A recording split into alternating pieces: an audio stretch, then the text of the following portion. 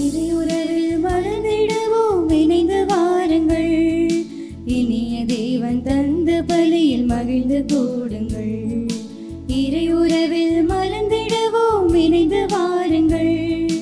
இனிய தேவன் தந்த பலியில் மகிழ்ந்து கூடுங்கள்.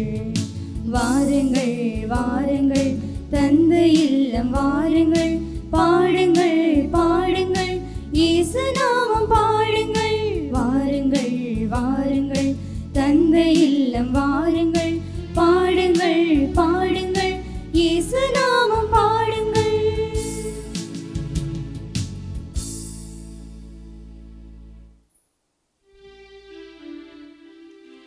தந்தை மகன் தூய ஆவியாரின் பெயராலே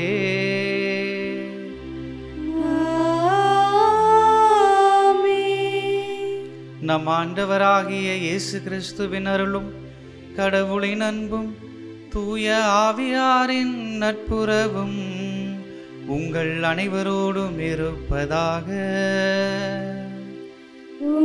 ஆன்மாவோடும் இருப்பதாக.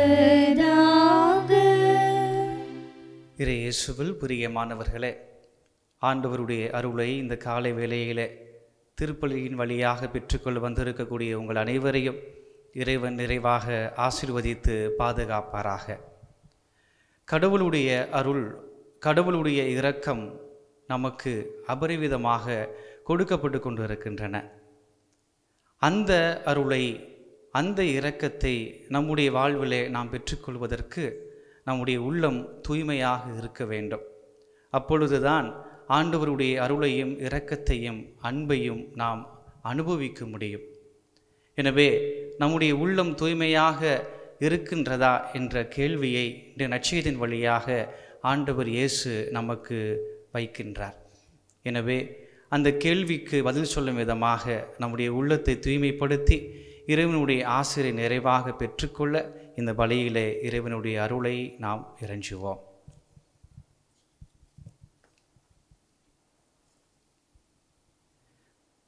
சகோதர சகோதரிகளே, தூய மறை நிகழ்வுகளை கொண்டாட நாம் தகுதி பெறும் பொருட்டு நம் பாவங்களை ஏற்றுக்கொள்வோம். எல்லாம் வல்ல இறைவனிடமும் சகோதர சகோதரிகளே உங்களிடமும் நான் பாவியனை ஏற்றுக்கொள்கின்றேன். ஏனெனில் என் சிந்தனையாலும் சொல்லாலும் செயலாலும் கடமையில் தவறியதாலும் பாவங்கள் பல செய்தேன். என் பாவமே என் பாவமே என் பெரும் பாவமே. ஆகையால் எப்பொழுதும் கன்னியான புனித மரியாவையும் வானதூதர் புனிதர் அனைவரையும் சகோதர சகோதரிகளே உங்களையும் நம் இறைவனாகிய ஆண்டவரிடம் எனக்காக வேண்டிக் கொள்ள மன்றாடுகின்றேன். எல்லாம் வல்ல இறைவன் நம் மீது இரக்கம் வைத்து நம் பாவங்களை மன்னித்து நம்மை நிலை வாழ்வுக்கு அழைத்து செல்வாராக. ஆமென்.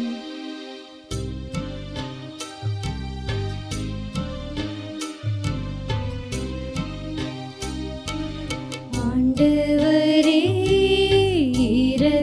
இரக்கமாயிரும். ஆண்டவரே இரக்கமாயிரும். கிறிஸ்துவே இரக்கமாயிரும். கிறிஸ்துவே இரக்கமாயிரும். ஆண்டவரே இரக்கமாயிரும். ஆண்டவரே இரக்கமாயிரும்.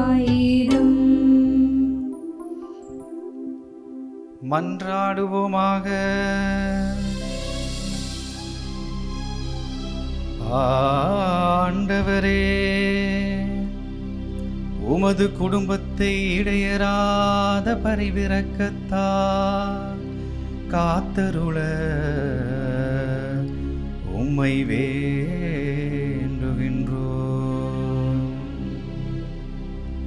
அதனால் விண்ணக அருளை மட்டுமே எதிர்நோக்கியுள்ள இக்குடும்பம் உமது நிலையான பாதுகாவலால் என்றும் உறுதியடைவதாக. உம்மோடு தூய ஆவியாரின் ஒன்றிப்பில் இறைவனாய் என்றென்றும் வாழ்ந்து ஆட்சி செய்கின்ற எங்கள் ஆண்டவரும் உம் திருமகனுமாகிய இயேசு கிறிஸ்து வழியாக உம்மை மன்றாடுகின்றோம்.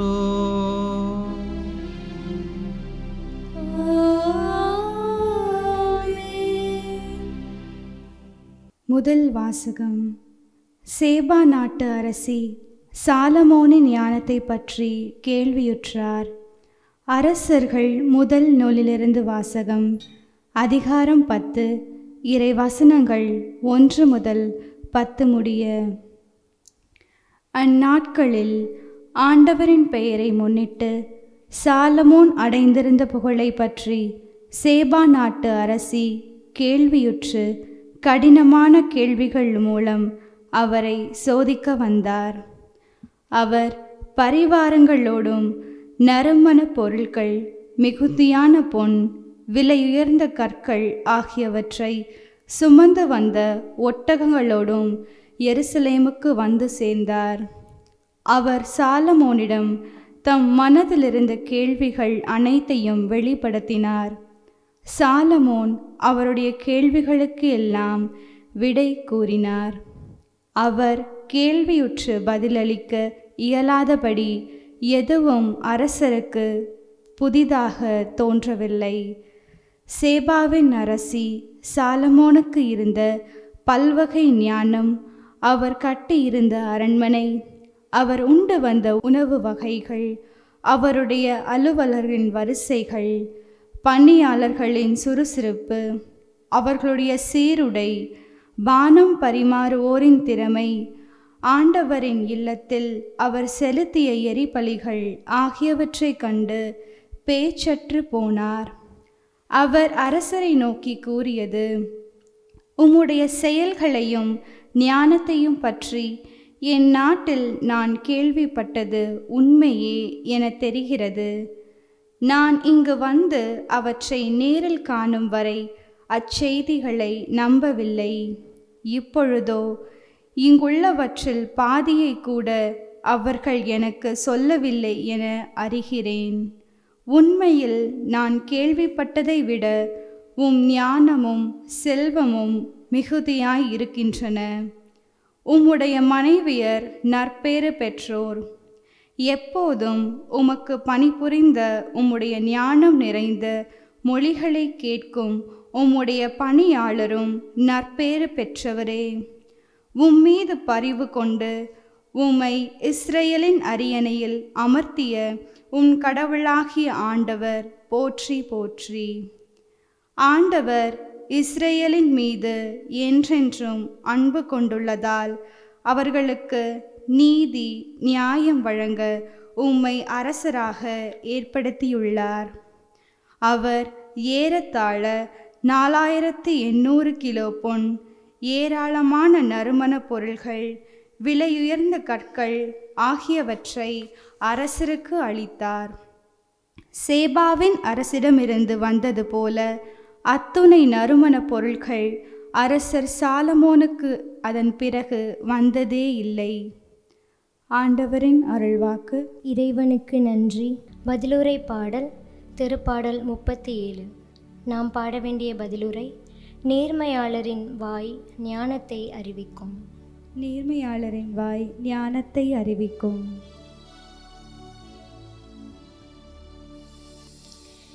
நேர்மையாளரின் வாய் ஞானத்தை அறிவிக்கும். நேர்மையாளரின் வாய் ஞானத்தை அறிவிக்கும். உன் வழியை ஆண்டவரிடம் ஒப்படைத்து விடு, அவரையே நம்பிரு, அவரே உன் சார்பில் செயலாற்றுவார். உன் நேர்மையை கதிரொளி போலும், உன் ஞானத்தை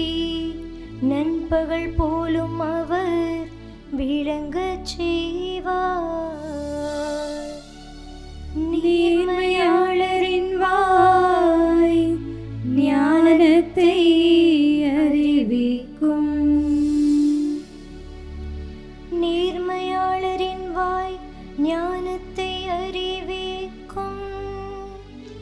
அவர்கள் நான் நீதி நெறியை எடுத்துரைக்கும். கடவுளின் திருச்சட்டம் அவர்களது உள்ளத்தில் இருக்கிறது. அவர்களின் கால்கள் சறுக்குவதில்லை. நேர்மையாளரின் வாய் ஞானத்தை அறிவிக்கும். நேர்மையாளருக்கு மீட்பு ஆண்டவரிடமிருந்து வருகின்றது. நெருக்கடியான நேரத்தில் அவர்களுக்கு வலிமையும் அவரே. ஆண்டவர் துணை நின்று அவர்களை விடுவிக்கின்றார். பொல்லாரிடமிருந்து அவர்களை விடுவிக்கின்றார். அவரிடம் அடைக்கலம் புகுந்ததால் அவர்களை மீட்கின்றார். நேர்மையாளரின் வாய் ஞானத்தை அறிவிக்கும். நேர்மையாளரின் வாய் ஞானத்தை அறிவிக்கும்.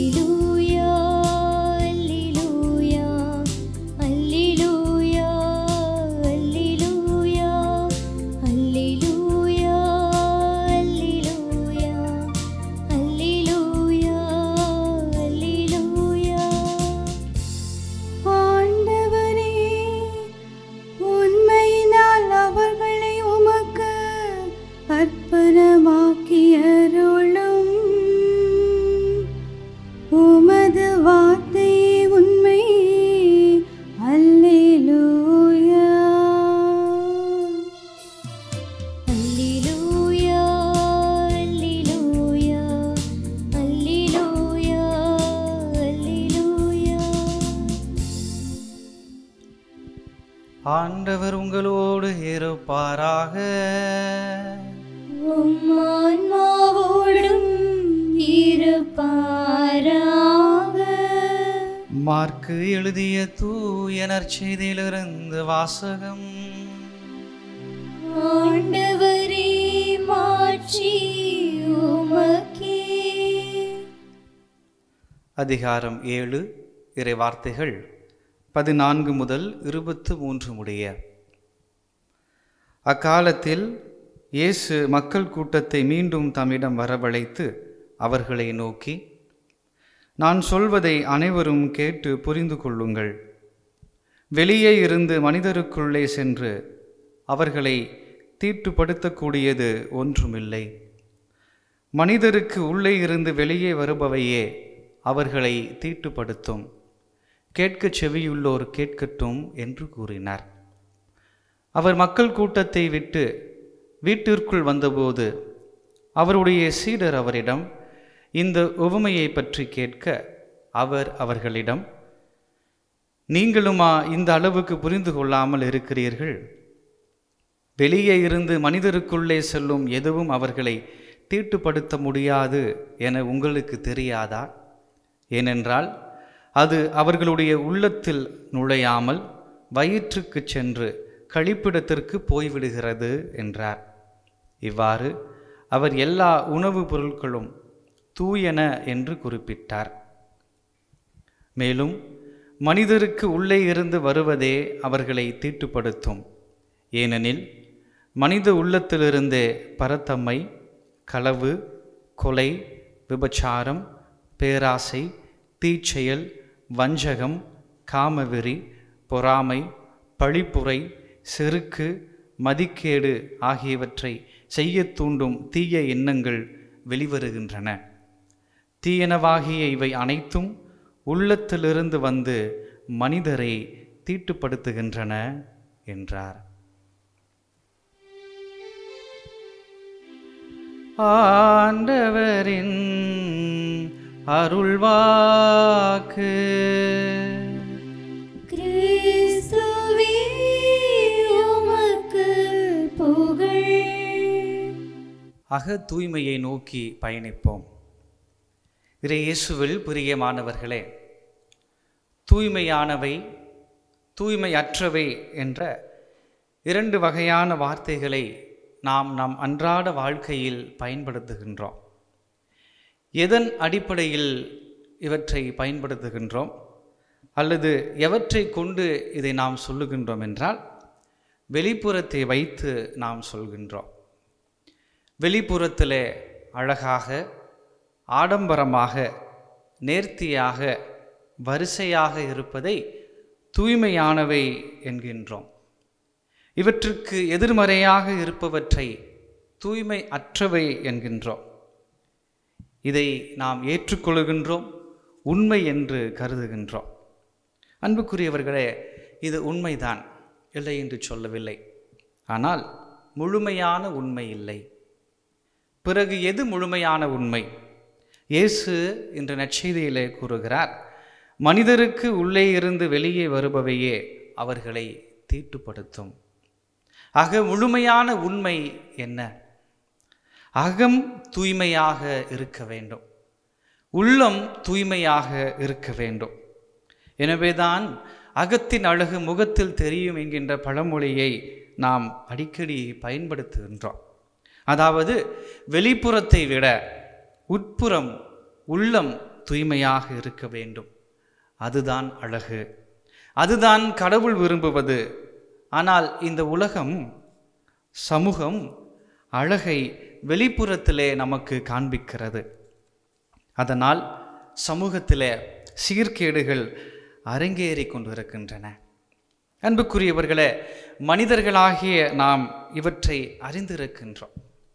எது நல்லது, எது கடவுளுக்கு உகந்தது, இந்த சமூகம் எதை நமக்கு கற்பிக்கிறது என்பது எல்லாம் நமக்கு தெரியும், புரிந்திருக்கின்றோம். ஆனால் நம் வாழ்வில் இவற்றை செயல்படுத்த முடியவில்லை. செயல்படுத்த தயங்குகின்றோம், செயல்படுத்த மறந்து போகின்றோம். ஏனென்றால் நம் மனம் கடவுளை அறிந்திருக்கிறது, ஆனால் கடவுள் விரும்பும் செயல்களை செய்ய மறந்து விடுகிறது. அதாவது கடவுள் யார், கடவுள் எப்படிப்பட்டவர், கடவுள் தன்னுடைய மக்களை எப்படி நேசிக்கிறார் என்பது போன்ற புரிதல், என்பது போன்ற அறிவு நமக்கு இருக்கிறது. ஆனால் அந்த புரிதலும் அறிவும் அனுபவமாக மாற நாம் நம்மை கையளிப்பதில்லை. அந்த புரிதலும் அறிவும் அனுபவமாக நம்முடைய வாழ்விலே மாறுவது இல்லை. கடவுள் நம்முடைய உள்ளத்திலே வாசம் செய்ய விரும்புகிறார். நம்முடைய உள்ளத்தை ஆட்கொண்டு நம்முடைய வாழ்வை வளப்படுத்த விரும்புகிறார். அவருடைய திட்டத்திற்கு ஏற்ப, அவருடைய திருவுளத்துக்கு ஏற்ப நம்முடைய வாழ்வை இயக்க ஆண்டவர் விரும்புகின்றார். நாம் விரும்புகின்றோமா? நம்முடைய உள்ளத்தில் இருக்கக்கூடிய தீமைகளை அகற்ற நாம் விரும்புகின்றோமா? திருவெளிப்பாட்டு நூல் 3வது அதிகாரம் 20வது வசனத்தில் கடவுள் நம்முடைய வாழ்விற்கு என்ன செய்ய விரும்புகிறார் என்பதை பற்றி சொல்லப்பட்டிருக்கிறது. நான் கதவு அருகில் நின்று தட்டி கொண்டிருக்கிறேன். யாராவது எனது குரலை கேட்டு கதவை திறந்தால் நான் உள்ளே சென்று அவர்களோடு உணவு அருந்துவேன், அவர்களும் என்னோடு உணவு அருந்துவார்கள். ஆக நம்முடைய உள்ளத்திலே வருவதற்கு, நம்முடைய வாழ்விலே நுழைவதற்கு, நம்முடைய வாழ்வை மாற்றுவதற்கு கடவுள் விரும்புகிறார், காத்திருக்கிறார், எதிர்பார்த்திருக்கின்றார். மத்தேயு நற்செய்தி 5வது அதிகாரம் 8வது வசனத்தில் நாம் வாசிக்கிறோம், தூய்மையான உள்ளத்தோர் பேறு பெற்றோர், ஏனெனில் அவர்கள் கடவுளை காண்பர் என்று இயேசு சொல்லுகிறார். ஆக நம்முடைய உள்ளம் தூய்மையாக இருக்கின்ற பொழுதுதான் கடவுளுடைய பிரசன்னத்தை நம்மால் உணர முடியும். உள தூய்மைதான் கடவுளுடைய பிரசன்னத்தை நம்முடைய வாழ்விலை உறுதிப்படுத்துகிறது, நம்முடைய வாழ்வை வளப்படுத்துகிறது, நம்முடைய வாழ்வை கடவுளுக்கு ஏற்ற முறையிலே அமைப்பதற்கு உதவியாக இருக்கிறது. அன்புக்குரியவர்களே, நம் அகத்தூய்மையை கடவுள் விரும்புகின்றார். நாம் அந்த அகத்தூய்மையை விரும்புகின்றோமா என்பதுதான் கேள்வி. விரும்புகின்றோம் என்றால் ஏன் அதை நம்மால் செயல்படுத்த முடியவில்லை? போப் பிரான்சிஸ், நம்முடைய திருத்தந்தை அவர்கள் தன்னுடைய 3வது திருத்தூது மடலான ரிஜாய்ஸ் அண்ட் பி கிளாட் என்ற அந்த மடலிலே தூய்மையான வாழ்வை இந்த உலகம் கற்றுக்கொள்ள வேண்டும் என்கின்ற அந்த தலைப்பிலே தூய்மையை பற்றி அவர் பேசுகின்ற பொழுது இப்படி சொல்லுகிறார்: சாத்தான் என்பவன் ஒரு புனை கதை அல்ல, அடையாளம் அல்ல, நம்முடைய எண்ணம் அல்ல. அவன் நம்மை ஆட்கொள்ள வேண்டும் என்கின்ற அவசியம் அல்ல. பிறகு சாத்தான் யார்? அவன் நம்மிலே வெறுப்பையும் பொறாமையையும் தூண்டி எழுப்பக்கூடியவனாக இருக்கிறான். இந்த நற்செய்தியில ஆண்டவர் இயேசு நம்முடைய உள்ளத்திலிருந்து வெளிவரக்கூடிய தீட்டான காரியங்களை பற்றி பேசுகிறாரே, இவை அனைத்தும் சாத்தான் நம்முடைய உள்ளத்திலிருந்து தூண்டக்கூடியவையாக இருக்கின்றன. இயேசு கூறும் இந்த தீய எண்ணங்களை வளர்த்தெடுக்கக்கூடியவனாக சாத்தான் இருக்கின்றான். அவன் வெற்றி பெறுகின்றான். பல தருணத்திலே நாம் நம்முடைய உள்ளத்தில் இருக்கக்கூடிய தீய குணங்களை நம்மிடமிருந்து அகற்ற வேண்டும் என்று விரும்புகின்றோம் அன்புக்குரியவர்களே. ஆனால் நாம் அதற்கு முயற்சிகளை எடுக்காமல் இருக்கின்ற பொழுது சாத்தான் மேலோங்கி நிற்கின்றான். சாத்தானுக்கு நம்மை கையளிக்கக்கூடியவர்களாக நாம் மாறி போகின்றோம். ஆண்டவரே, என்னுடைய உள்ளத்தில் இருக்கக்கூடிய தீமைகளை என்னால் அகற்ற முடியவில்லை என்று ஆண்டவரை நோக்கி வருகின்றோம். ஆனால் அந்த தீமைகளை அகற்றுவதற்கான முயற்சிகளை எடுக்காமல் இருக்கின்ற பொழுது சாத்தான் வெற்றி பெறுகின்றான். அன்புக்குரியவர்களே, ஆண்டவர் தோற்று போகிறார். அதுதான் நிதர்சனமான உண்மையாக இருக்கிறது. இதனால் நம்முடைய வாழ்வு அழிக்கப்படுகிறது. நம்முடைய வாழ்வு கடவுளுக்கு ஏற்ற முறையிலே அமையாமல் போகிறது. கடவுளுடைய உடனிருப்பை, கடவுளுடைய அருளை, கடவுளுடைய பிரசன்னத்தை நம்மால் உணர முடியாமல் போகின்றது. அன்புக்குரியவர்களே, நம் வாழ்வை தீட்டுப்படுத்தும் தீய எண்ணங்களிலிருந்து நாம் வெளிவந்து அக தூய்மையை நோக்கி பயணிக்க வேண்டும். அதுதான் ஆண்டவர் இயேசு நற்செய்தியில் நமக்கு கூற வரக்கூடிய செய்தியாக நான் பார்க்கிறேன். எவர் ஒருவர் தன்னுடைய உள்ளத்தில் இருக்கக்கூடிய தீங்குகளை, தீய எண்ணங்களை அகற்றுகின்றார்களோ அங்கு ஆண்டவர் வாசம் செய்கிறார். அங்கு ஆண்டவர் குடிகொள்ளுகிறார். அங்கு ஆண்டவர் அதிசயத்தை செய்கிறார். நாம் கடவுளிடமிருந்து அதிசயத்தையும் அற்புதங்களையும் எதிர்பார்க்கின்றோம். ஆண்டவரே, என்னுடைய வாழ்வில் நீர் அதிசயங்களை செய்யவில்லையே, அற்புதங்களை செய்யவில்லையே, என்னுடைய ஜெபத்திற்கு நீ செவிமடுப்பதில்லையே என்று ஆண்டவரை நோக்கி நாம் முறையிடுகின்றோம். உண்மைதான், நம்முடைய உள்ளத்தில் இருக்கக்கூடிய அந்த கவலையை அப்படி சொல்ல வைக்கிறது, நம்முடைய கண்ணீர் அப்படி சொல்ல வைக்கிறது, நம்முடைய அவமானம் அப்படி சொல்ல வைக்கிறது. ஆனால் அன்புக்குரியவர்களே, ஏன் ஆண்டவருடைய அருள்கரம் நம்மை தொடுவதை நாம் உணர முடிவதில்லை? ஏனென்றால் நம்முடைய உள்ளம் கடவுளுக்கு ஏற்ற முறையிலே இல்லாத பொழுது நம்முடைய உதடுகள் தான் கடவுளை நோக்கி ஜெபித்து கொண்டிருக்கின்றன ஒழிய நம்முடைய உள்ளம் கடவுளுக்கு ஏற்ற முறையிலே இல்லாமல் இருக்கிறது. அவற்றை முதலிலே நாம் அகற்றுகின்ற பொழுது ஆண்டவருடைய உடனிருப்பை நம்மால் உணர முடியும் அன்புக்குரியவர்களே. ஏனென்றால் தூய்மையையும் கடவுளையும் பிரிக்க முடியாது. தூய்மையற்ற நிலைக்கும் கடவுளுடைய பிரசன்னத்திற்கும் இடைவெளி மிக பெரிதாக இருக்கிறது. ஆக கடவுளை நாம் அடைய வேண்டும் என்றால் நம்முடைய உள்ளம் தூய்மையாக இருக்க வேண்டும். அந்த தூய்மையாக நம்முடைய உள்ளத்தை வைத்துக் கொள்வதற்கு பல காரியங்கள் உதவி புரிகின்றன. அவற்றில் 2 காரியங்கள் இந்த நாளில் நாம் சிந்தித்து பார்க்கலாம் என நினைக்கின்றேன். ஒன்று நம் அனைவருக்கும் தெரிந்ததுதான், ஜெபம் செய்ய வேண்டும். 2, இறைவார்த்தையை வாழ்வாக்க வேண்டும். அன்புக்குரியவர்களே, நாம் ஜெபம் செய்கின்றோம். காலை ஜெபம், மதிய ஜெபம், இரவு ஜெபம் என்று நாம் ஜெபிக்கின்றோம். புனிதர்களுக்கு நவநாள் ஏறெடுத்து நாம் ஜெபிக்கின்றோம். அன்னை மரியாளுக்கு ஜெபமாலை ஜெபித்து அவருடைய பரிந்துரையை நாம் நாடக்கூடியவர்களாக இருக்கின்றோம், இல்லை என்று சொல்லவில்லை. ஆனால் அந்த ஜெபம் நம்மை கடவுளோடு இணைக்கக்கூடியதாக இருக்கிறதா என்கின்ற கேள்வியை நாம் ஒவ்வொரு ஜெபத்திலும் முன்வைக்க வேண்டும். காரணம், அந்த ஜெபம் நம்மையும் கடவுளையும், நமக்கும் கடவுளுக்கும் இருக்கக்கூடிய உறவையும் ஆழப்படுத்த வேண்டும். நம்மையும் கடவுளையும் இணைக்க வேண்டும் அந்த ஜெபம். அப்பொழுதுதான் அந்த ஜெபத்தின் வழியாக நாம் தூய்மையை பெற்றுக்கொள்ளக்கூடியவர்களாக மாற முடியும். இரண்டாவதாக, அன்புக்குரியவர்களே, இறைவார்த்தையை வாழ்வாக்க வேண்டும். இறைவார்த்தையை நாம் வாசிக்கின்றோம். தினந்தோறும் நடைபெறக்கூடிய திருப்பலியிலே இறைவார்த்தையை கேட்கின்றோம். ஞாயிறு தோறும் திருப்பலிக்கு சென்று இறைவார்த்தையை கேட்கின்றோம், தியானிக்கின்றோம். ஆனால் அந்த இறைவார்த்தையை வாழ்வாக்குவதற்கு நாம் முயற்சிகளை எடுக்கின்றோமா? அதுதான் நம்முடைய வாழ்விற்கு தேவையான ஒன்றாக இருக்கிறது. அன்னி தெரசா, பிரான்சிஸ் சவேரியார், அகுஸ்தினார் என்ற புனிதர்களுடைய வாழ்வை தொட்டது இறைவார்த்தை. அந்த இறைவார்த்தை தொடுவதற்கு அவர்கள் தங்களை அனுமதித்தார்கள். அந்த இறைவார்த்தையை தியானித்து கொண்டே இருந்தார்கள். அந்த தியானித்தல் தான் அவர்களை அந்த இறைவார்த்தையை வாழ்வாக்குவதற்கு உதவி புரிந்தது. ஆக இறைவார்த்தையை நான் வாசிக்கின்றேன் என்று மட்டும் இருக்கக்கூடாது. இறைவார்த்தையை நாம் வாழ்வாக்கக்கூடியவர்களாக இருப்பதற்கு அந்த இறைவார்த்தையை நாம் தியானிக்க வேண்டும். எத்தனை முறை நான் பைபிள் படித்திருக்கிறேன் என்பது அல்ல. விவிலிய வினாடி வினாவில் என்னுடைய பெயரை நான் பதிவு செய்து பரிசு பெற்றிருக்கிறேன் என்பது அல்ல. அது மட்டும் போதாது, அதெல்லாம் தேவையான ஒன்றுதான். ஆனால் அந்த வார்த்தையால் நாம் தொடப்பட வேண்டும். அந்த வார்த்தையால் நம்முடைய வாழ்வு மாற்றம் பெற வேண்டும். அப்பொழுதுதான் நம்முடைய உள்ளம் தூய்மையாகி கொண்டிருக்கிறது என்பதை நம்மால் உணர்ந்து கொள்ள முடியும். அன்புக்குரியவர்களே, எனவே கடவுளோடு இருக்க வேண்டும், கடவுளுடைய பிரசன்னத்தை உணர வேண்டும், கடவுளுடைய அருளை பெற வேண்டும், இரக்கத்தை பெற வேண்டும் என்கின்ற வாஞ்சையும் ஆசையும் நம்மிடம் இருக்கிறது. அதற்கு தடையாக இந்த உலக காரியங்கள் நம்மை ஆட்டி படைக்கின்றன.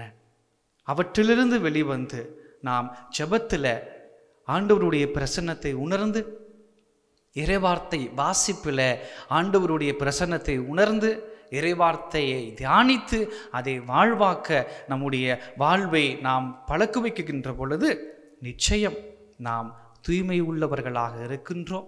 நம்மிடம் இருக்கக்கூடிய தீய எண்ணங்களை நம்மிடமிருந்து அகற்றக்கூடியவர்களாக இருக்கின்றோம். அக தூய்மையை நோக்கி நாம் பயணிக்கக்கூடியவர்களாக இருக்கின்றோம். அப்பொழுது ஆண்டவர் நம்முடைய உள்ளத்தில் இருக்கிறார், நம்முடைய வாழ்வை தொடுகிறார், நாம் செய்யக்கூடிய காரியங்கள் அனைத்தையும் ஆசீர்வதிக்கிறார். நம்முடைய வாழ்வில் அப்பொழுது அதிசயங்களையும் அற்புதங்களையும் நம்மால் காண முடியும். எனவே ஜெபம் செய்து இறைவார்த்தையை தியானித்து வாழ்வாக்கி நம்முடைய உள்ளத்தை தூய்மைப்படுத்தி இறைவனுடைய பிரசன்னத்தை நம்முடைய வாழ்விலை உணர்வோம். அதற்கான வரத்தை இந்த வழியிலே இறைவனிடம் இறைஞ்சுவோம். பசி உள்ளோர்க்கு உணவாக நான் இருப்பேன், உடையில்லாத எளியோர்க்கு உடையளிப்பேன். பசி உள்ளோர்க்கு உணவாக நான் இருப்பேன், உடையில்லாத எளியோர்க்கு உடையளிப்பேன். விழுந்தவரை தூக்கிடுவேன், இங்கு நலிந்தவரின் துணை இருப்பேன்.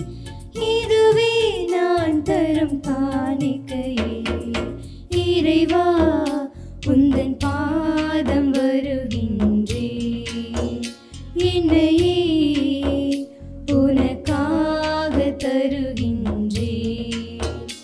இறைவா உந்தன் பாதம் வருகின்றேன்.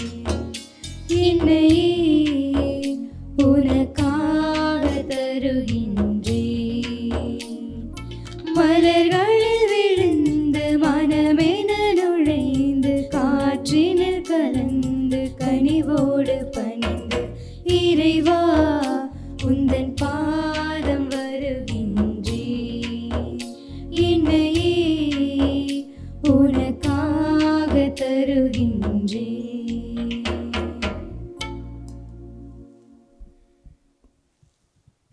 சகோதர சகோதரிகளே, என்னுடையதும் உங்களுடையதுமான இப்பலி எல்லாம் வல்ல தந்தையாக இறைவனுக்கு ஏற்றதாகும்படி மன்றாடுங்கள். ஆண்டவர் தமது பெயரின் புகழ்ச்சிக்காகவும் மாட்சிக்காகவும் நமது நன்மைக்காகவும் புனித திரு அவை அனைத்து நலனுக்காகவும் உமது கையிலிருந்து பலியை ஏற்றுக்கொள்வாராக.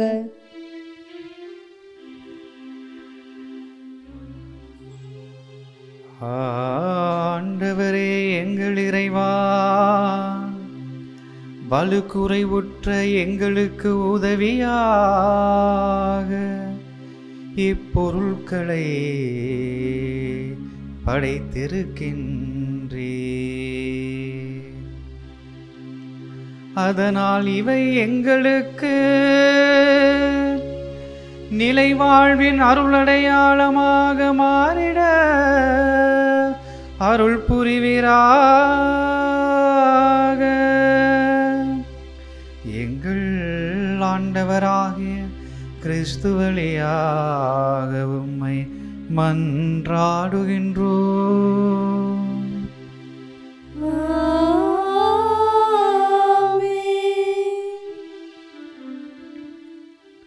ஆண்டவர் உங்களோடு இருப்பாராக. உம் ஆன்மாவோடும் இருப்பாராக. இதயங்களை மேலே எழுப்புங்கள். ஆண்டவரிடம் எழுப்பியுள்ளோம். நம் இறைவனாகிய ஆண்டவருக்கு நன்றி கூறுவோம். அது தகுதியும் நீதியுமானதே.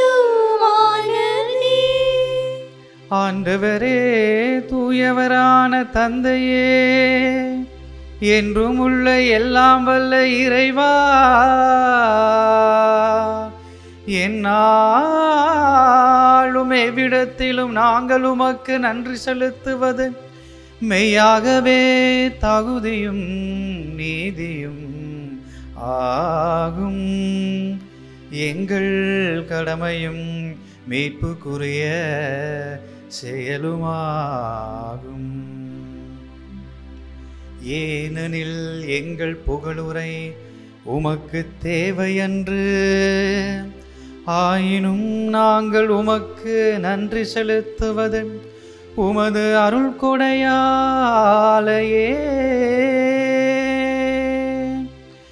நாங்கள் உம்மை புகழ்ந்துரைப்பது உமது மாட்சியை மிகுதிப்படுத்தாது, எனினும் எங்கள் ஆண்டவராகிய கிறிஸ்து வழியாக நாங்கள் மீட்பு அடைய பயன்படுகின்றது.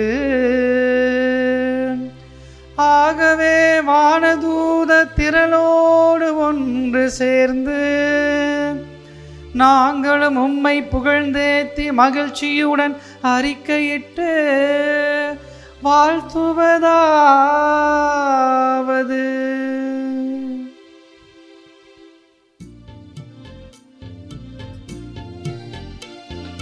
தூயவர் தூயவர் தூயவர் வான்படைகளின் கடவுளாம் ஆண்டவர். விண்ணகமும் மண்ணகமும் உமது மாட்சியால் நிறைந்துள்ளன. உன்னதங்களிலே ஓசன்னா, உன்னதங்களிலே ஓசன்னா. ஆண்டவர் பெயரால் வருகிறவர் ஆசி பெற்றவர். உன்னதங்களிலே ஓசன்னா, உன்னதங்களிலே ஓசன்னா. ஆண்டவரே, நீர் மெய்யாகவே தூயவர், தூய்மை அனைத்துக்கும் ஊற்று. ஆகவே உம்முடைய ஆவியை பொழிந்து இக்காணிக்கைகளை தூய்மைப்படுத்த உம்மை வேண்டுகின்றோம். இவ்வாறு எங்கள் ஆண்டவர் இயேசு கிறிஸ்துவின் உடலும் இரத்தமுமாக எங்களுக்கு இவை மாறுவனவாக. அவர் பாடுபட உளம் கனிந்து தம்மை கையளித்த போது அப்பத்தை எடுத்து நன்றி செலுத்தி அதை பிட்டு தம் சீடர்களுக்கு அளித்து கூறியதாவது,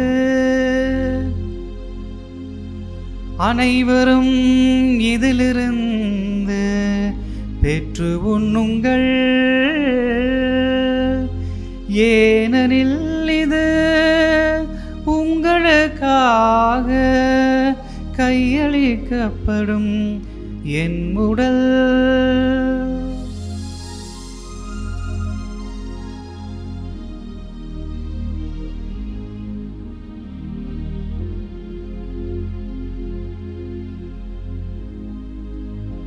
அவ்வண்ணமே இரவு விருந்தை அருந்திய பின் கிண்ணத்தையும் எடுத்து மீண்டும் உமக்கு நன்றி கூறி தம் சீடர்களுக்கு அளித்து அவர் கூறியதாவது, அனைவரும் இதிலிருந்து பெற்று பருகுங்கள், ஏனெனில் இது புதிய நிலையான உடன்படிக்கைக்குரிய என் இரத்தத்தின் கிண்ணம். இது பாவ மன்னிப்புக்கென்று உங்களுக்காகவும் பலருக்காகவும் சிந்தப்படும். இதை என் நினைவாக செய்யுங்கள்.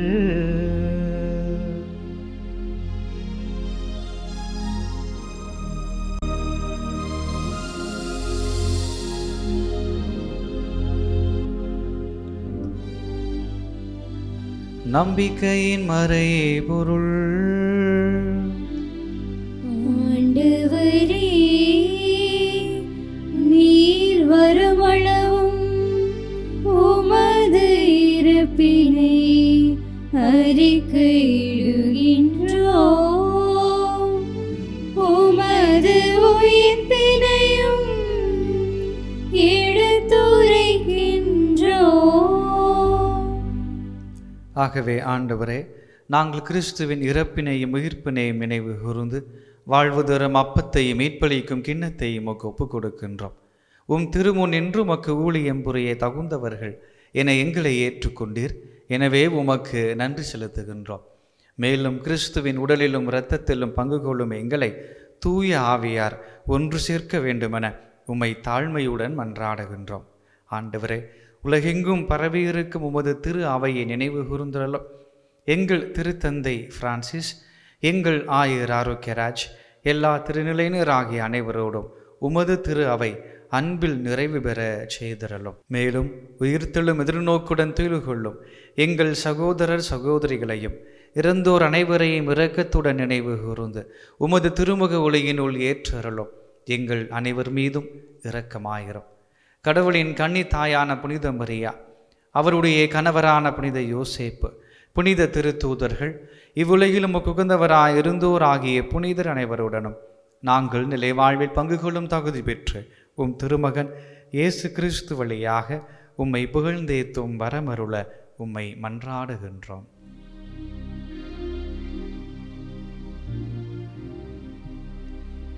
இவர் வழியாக இவரோடு இவரில் எல்லாம் வல்ல இறைவனாகிய தந்தையே, தூய ஆவியாரின் ஒன்றிப்பில் எல்லா புகழும் மாட்சியும் என்றென்றும் உமக்கு உரியதே. ஆமென், ஆமென், ஆமென். மீட்பரின் கட்டளையால் கற்பிக்கப்பட்டு இறை படிப்பினையால் பயிற்சி பெற்ற நாம் துணிந்து பாடுவோம். விண்ணுலகில் இருக்கிற எங்கள் தந்தையே, உமது பெயர் தூயது என போற்ற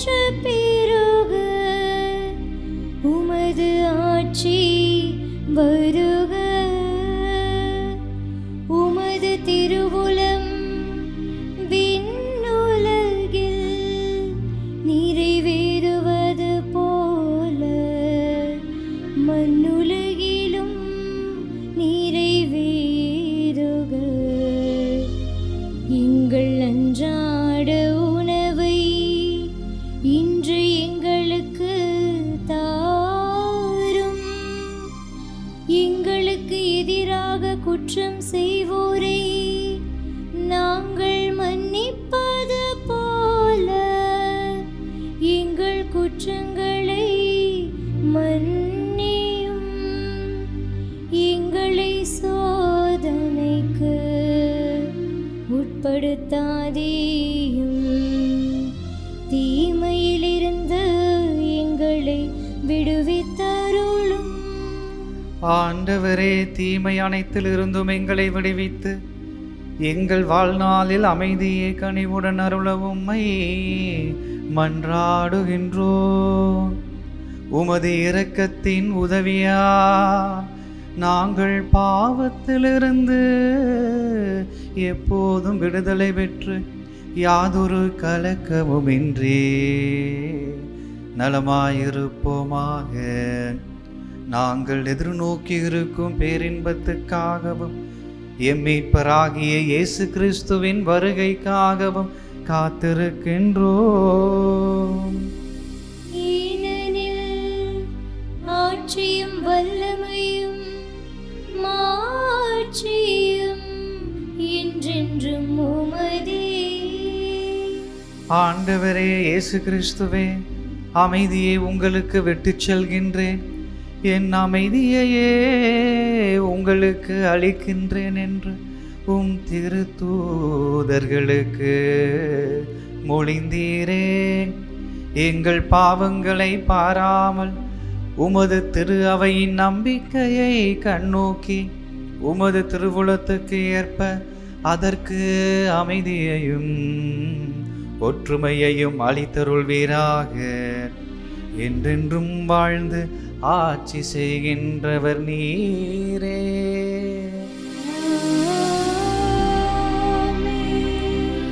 ஆண்டவருடைய அமைதி உங்களோடு என்றும் இருப்பதாக. உம் ஆன்மாவோடும் இருப்பதாக. ஒருவருக்கொருவர் அமைதியை பகிர்ந்து கொள்வோம். உலகின் பாவங்களை போக்கும் இறைவனின் செம்மறியே, எங்கள் மேல் இரக்கமாயிரும். உலகின் பாவங்களை போக்கும் இறைவனின் செம்மறியே, எங்கள் மேல் இரக்கமாயிரும். உலகின் பாவங்களை போக்கும் இறைவனின் செம்மறியே, எங்களுக்கு அமைதி அளித்தருளும்.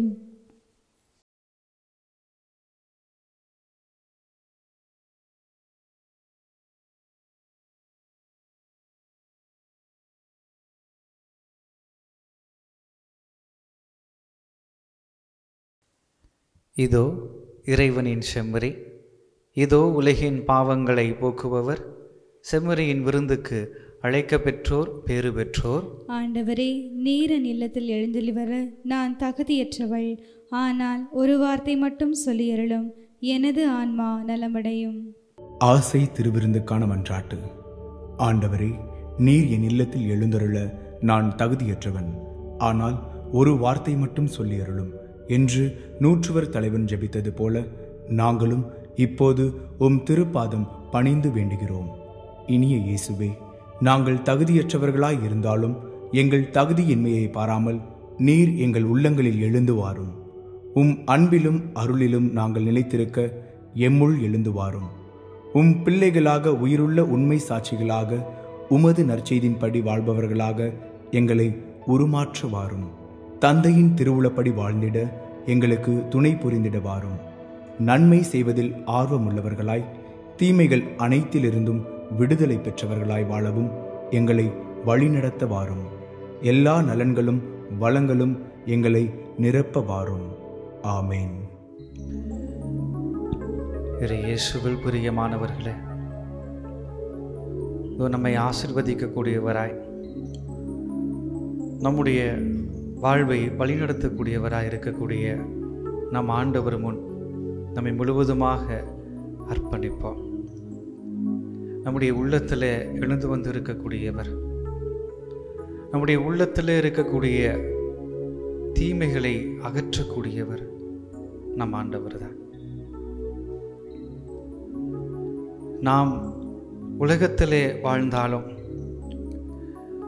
இந்த உலகத்தை சார்ந்து வாழக்கூடாது என்று விரும்பக்கூடியவர் நம் ஆண்டவர் தான். நம்மை ஒருபோதும் மறவாமல் இருக்கக்கூடியவர் அவர்தான். எனவே அந்த ஆண்டவரை, நம்மை மறவாமல் இருக்கக்கூடிய ஆண்டவரை, நம்மை மறந்து போகாமல் இருக்கக்கூடிய ஆண்டவரை இந்த பாடல் வரிகளை பாடி போற்றி அவருடைய ஆசிரை பெற்றுக்கொள்வோம்.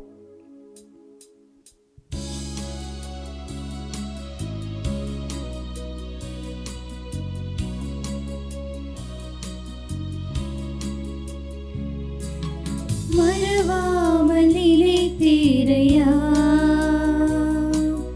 மனதார நன்றி சொல்வேன். என்னை மறவாமல் நினைத்தீரையா, மனதார நன்றி சொல்வேன். இரவும் பகலும் என்னை நினைந்து இதுவரை நடத்தினீரே. இரவும் பகலும் என்னை நினைந்து இதுவரை நடத்தினீரே. நன்றி நன்றி ஐயா, கோடி கோடி நன்றி ஐயா.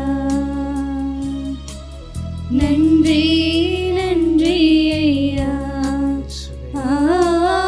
கோடி கோடி நன்றி ஐயா. அன்புக்குரியவர்களே, இந்நாள் மட்டுமாக நம்முடைய வாழ்வை வழிநடத்தி இருக்கக்கூடிய ஆண்டவரை நாம் நினைத்து பார்ப்போம். பல சங்கடங்கள், பல துன்பங்கள், கவலைகள், கண்ணீர் சூழ்ந்த பாதைகள் என்று நம்முடைய வாழ்வை நாம் திரும்பி பார்க்கின்ற பொழுது நாம் நினைத்திருப்போம், நாம் இந்த வாழ்வை முடிக்கப் போகிறோம் என்று. என்னுடைய வாழ்வில் உதவி செய்ய யாருமே இல்லையே என்று நாம் கதறி இருப்போம். ஆனால் பாருங்கள் அன்புக்குரியவர்களே, நம்மை இந்நாள் மட்டுமாக பாதுகாக்கக்கூடியவராக, எபினேசராக நம் ஆண்டவர் இருக்கிறார். அவரை நாம் புகழ்ந்து பாடுவோமா?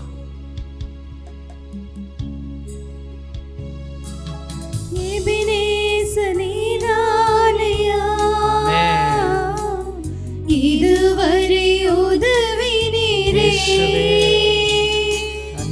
எபினேசர் நீதானையா,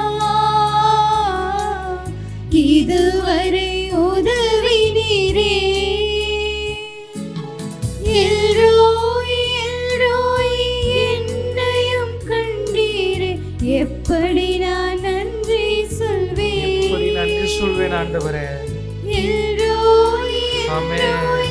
என்னையும் என்னை கண்டதற்காய் நன்றி எப்படி ஆண்டவரே. நான் நன்றி சொல்வேன். நன்றி இயேசுவே, நன்றி நன்றி நன்றி ஐயா. ஆமென். கோடி கோடி கோடி நன்றி நன்றி செலுத்துகிறோம். ஐயா. நன்றி செலுத்துகிறோம் ஆண்டவரே. நன்றி நன்றி ஐயா. கோடி கோடி நன்றி ஐயா. நன்றி இயேசுவே. மறவாமல் நினைத்தீரையா, மனதார நன்றி சொல்வேன். என்னை மறவாமல் நினைத்தீரையா, மனதார நன்றி சொல்வேன்.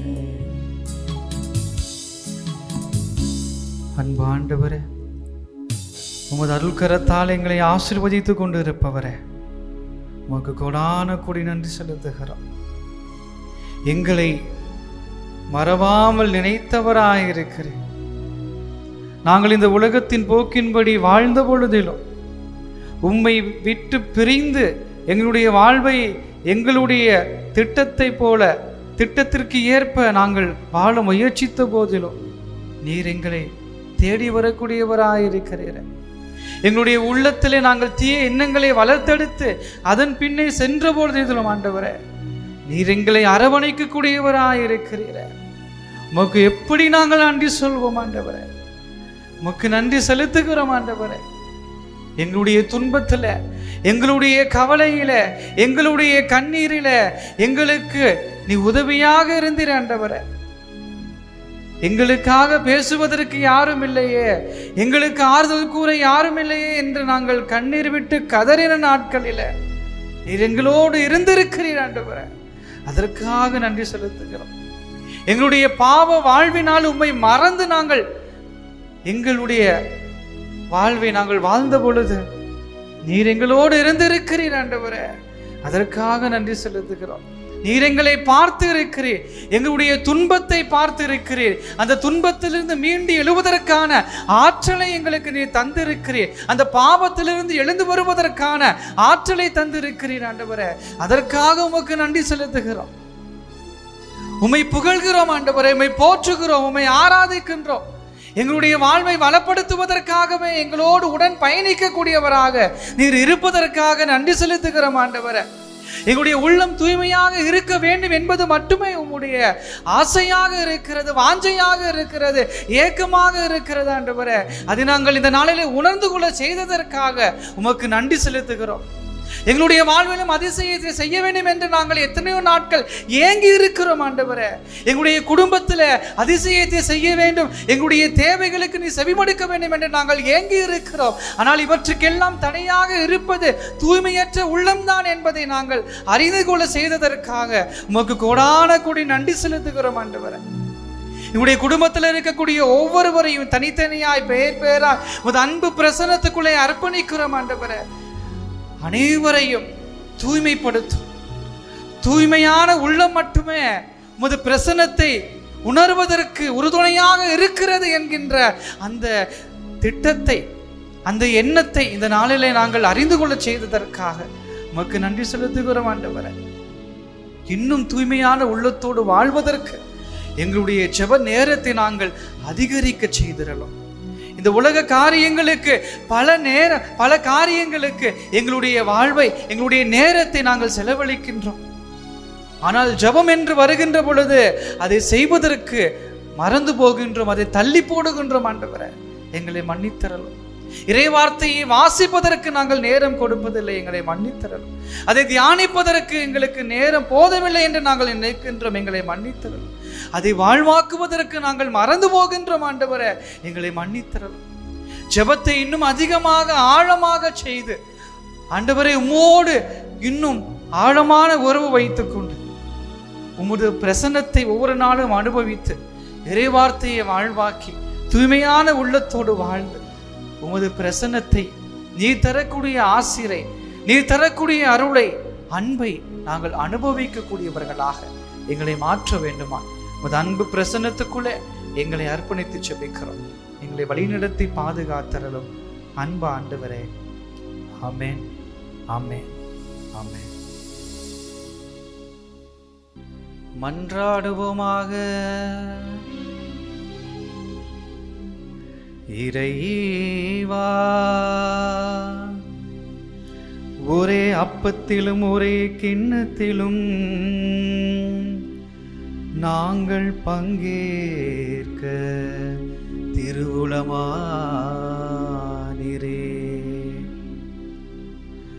அதனால் கிறிஸ்துவுக்குள் நாங்கள் ஒன்றிணைக்க பெற்று உலகின் மீட்புக்காக நற்கனி தந்து மகிழ்ந்து வாழ எங்களுக்கு அருள் புரிவீராக. என்றென்றும் வாழ்ந்து ஆட்சி செய்கின்ற அவர் வழியாக உம்மை மன்றாடுகின்றோம்.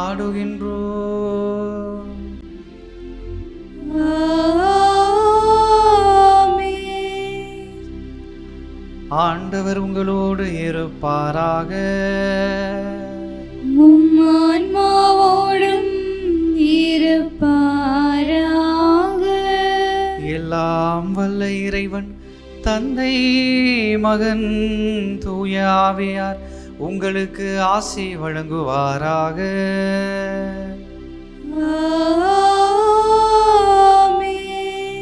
சென்று வாருங்கள், திருப்பலி நிறைவேறிற்று. இறைவனுக்கு நன்றி.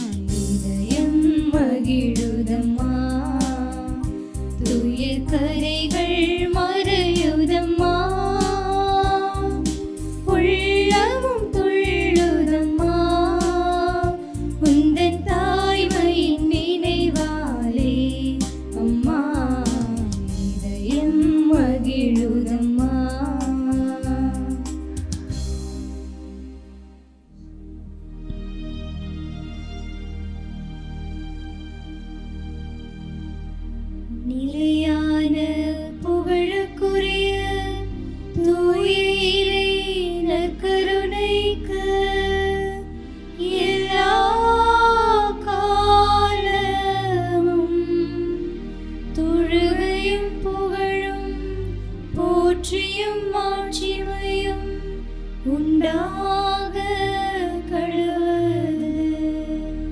தந்தை மகன் தூய ஆவியாரின் பெயராலே ஆமென்.